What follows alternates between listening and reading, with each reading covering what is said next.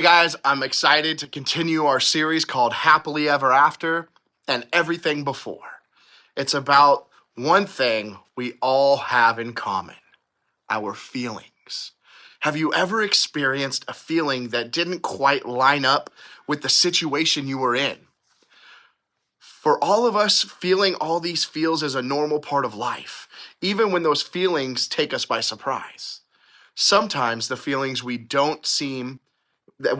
don't seem to match the circumstances that we're living through. When I was younger, my mom got remarried.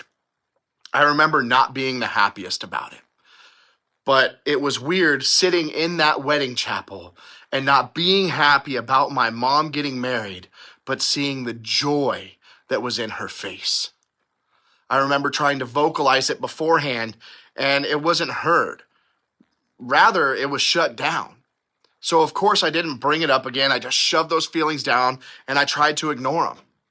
First, it happens when we hide our real feelings from the people around us. Second, our feelings can surprise us when we feel things we don't expect to feel.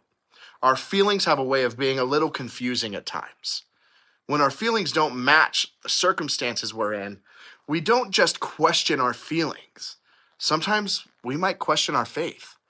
And if you're like me, you're probably wondering what to do with all the feelings that don't seem to fit, or with all the feelings that feel complicated and messy, with all the feelings that make us wonder, where's God in all of this? What's cool about navigating our feelings today is that we have the real life experiences of real people who lived thousands of years ago to look back on and learn from Scripture. Many of the Psalms in the Bible were written by a man named David, who Paul told a room full of people once that David was a man after God's own heart. Let's look at a few words that David said. If you know anything about David's story, then you know he went through a lot in his life. So if anybody could understand what it meant to feel it all, it was David. In the middle of all he was feeling and all he was experiencing, David knew one thing was true: God was there. God was there helping David understand and navigate his feelings.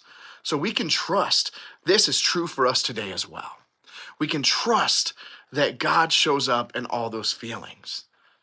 David wrote a psalm saying that no matter where I go, you know where I am. No matter where I go, I run into you.